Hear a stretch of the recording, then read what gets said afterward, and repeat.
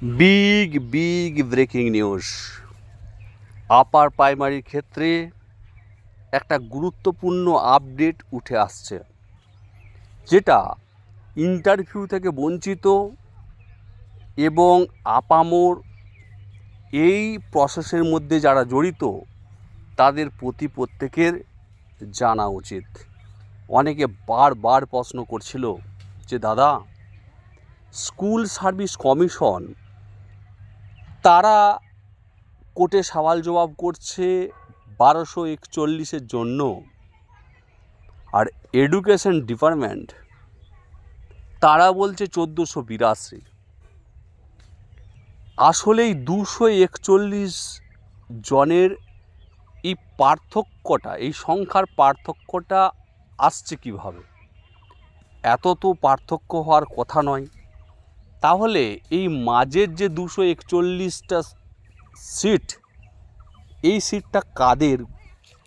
School service commission তো তারা 1241 বলছে, এবং শিক্ষা দপ্তর কেন 1482 বলছে?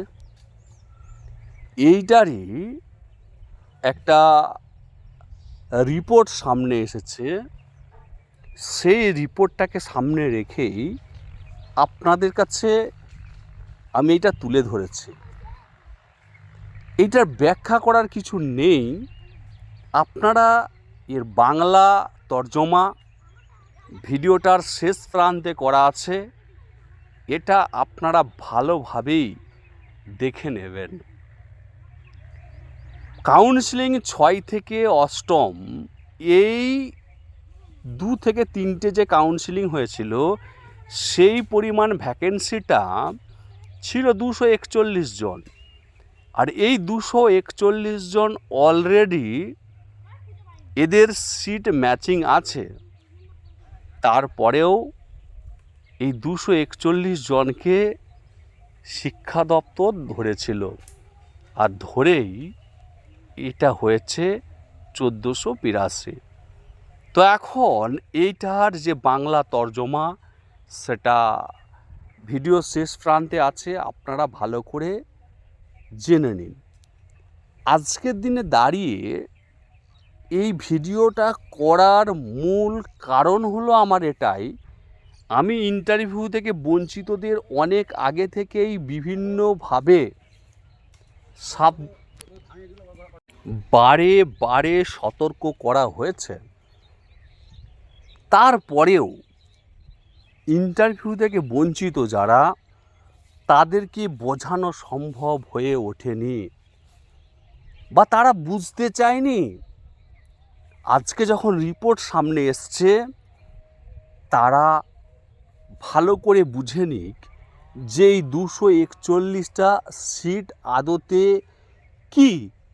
এই যে কনফিউজটা করা হচ্ছিল, যারা করছিল তাদেরও বুঝে নেওয়ার বিষয়টা চলে এসেছে। মনে রাখবেন, একটা মিথ্যা কথা বললে কম করে 100টা মিথ্যা কথা বলতে হয়। যাদের পেশা হয়ে গেছে মিথ্যা কথা বলা, লোক ঠকানো, লোক ঠকিয়ে মিথ্যা কথা বলে যারা সংসার চালান, সে এটা অভ্যাসে পরিণত করে ফেলেছে।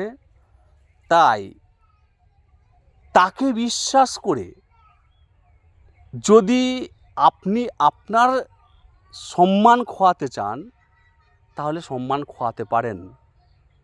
কিন্তু আপনি পেশা হিসাবে টিউশন করতে পারেন, চা দোকান করতে পারেন, কলেজে পার্ট টাইম করতে পারেন, যা খুশি করতে পারেন।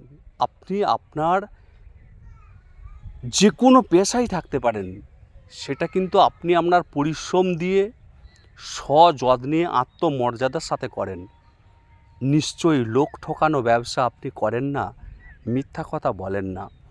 কিন্তু আপনি যদি কোনো মিথ্যাবাদীর প্রশ্রয়ে মানুষকে প্রলোভিত করেন, অনুপ্রাণিত করেন, জেনে বুঝে করেন, তাহলে সরে আসুন।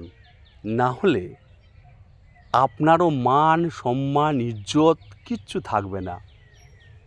আসলে যারা লোক ঠকায়, মিথ্যা কথা বলে, তাদের যেমন পারিবারিকগত কোনো সম্মান নেই, সমাজে যেমন কোনো সম্মান নেই, এরা এটা বলতে বলতে বলতে বলতে এদের মান সম্মান লজ্জা সব চলে গেছে।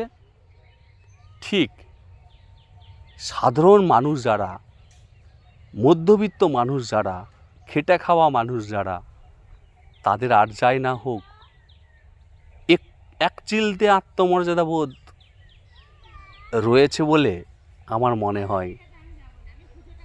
তার জন্যে মনে হয় মিথ্যাবাদীকে প্রশ্রয় দেওয়া, মিথ্যাবাদীর সঙ্গ করা, মিথ্যাবাদী অনুসরণ করলে আপনারও সেই মান সম্মান খোয়াতে হতে পারে, এমনকি ওই পাপে লিপ্ত আপনাকেও হতে হবে এবং তার ফল আপনাকেও ভোগ করতে হবে। মনে রাখবেন, একটা মানুষকে চিনতে একটু সময় লাগে। মানুষকে সহজে চেনা যায় না। যারা চেনার পরও ভুল করছেন বা চেনার পরও তার লোভে পা দিচ্ছেন, তাদেরকে বলবো আপনি জেনে বুঝে অন্যায় করছেন। আর যারা এখনও চিনতে পারেনি, তারা হয়তো ভবিষ্যতে চিনতে পারবে। কিন্তু আমি যেদিন থেকে চিনতে পেরেছি, সেদিন থেকে আমার মনে হয়েছে যে আর যাই হোক, এই জিনিসগুলো ঠিক না। কারণ হচ্ছে মিথ্যা কথা বলাটা অন্যায়। তো সাধারণ ছেলে মেয়েদেরকে আমি বলবো, যারা যারা 241 সিটটাকে লোভ দেখিয়ে বিভিন্নভাবে প্রলোভিত করেছেন, সেই ফাঁদে পা দিয়েছেন, তারা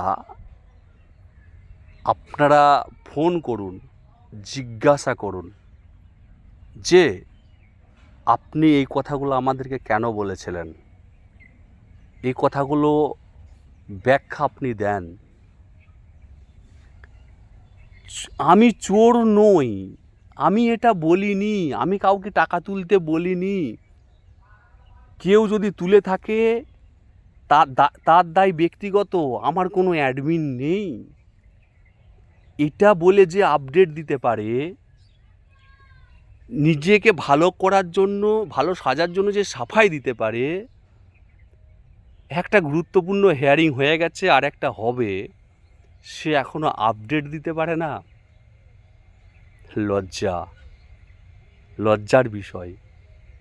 তো আপনারা প্রশ্ন করুন, এই যে 241 জন সিটটা নিয়ে 1482 নিয়ে মিটিং হয়েছিল, এরপর মিটিং করতে বলুন।